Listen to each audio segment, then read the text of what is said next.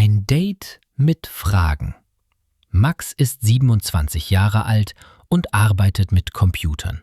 Er ist ruhig und ein bisschen schüchtern. Seit 2 Jahren hat er keine Freundin. Eines Abends sitzt Max auf dem Sofa, in der Hand sein Handy. Warum nicht, denkt er, und er installiert eine Dating-App. Dort trifft er Lena. Lena ist freundlich. Sie studiert Fotografie und liebt Katzen. Sie schreiben eine Woche lang. Es ist leicht und lustig. Dann schreibt Lena: Willst du einen Kaffee trinken gehen? Max denkt kurz nach. Dann schreibt er: Ja, gerne. Am Sonntag treffen sie sich in einem kleinen Café. Max ist nervös. Seine Hände sind kalt.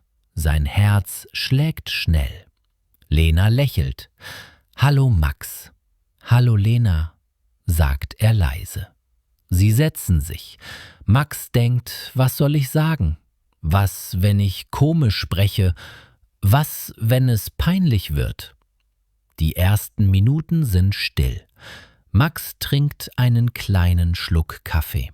Lena schaut aus dem Fenster. Dann lacht Lena und sagt: Du bist ein bisschen nervös, oder? Max lächelt. Ja, ich bin besser mit dem Handy als im echten Gespräch. Lena lacht wieder. Kein Problem, ich mag ehrliche Menschen. Max atmet tief ein. Jetzt ist er etwas entspannter. Sie reden über Musik, über Reisen und über Lenas Katze. Das Gespräch ist nicht perfekt, aber es ist echt. Nach einer Stunde gehen sie langsam zum Bahnhof. Kein Kuss, kein großes Happy End. Aber Max denkt: Online ist leicht, echt ist schwer, aber echt ist auch schön. Er schaut in den Himmel, lächelt und öffnet wieder die App. Aber dieses Mal nur, um Lena zu schreiben: Danke für den Kaffee. Ich hatte einen schönen Tag.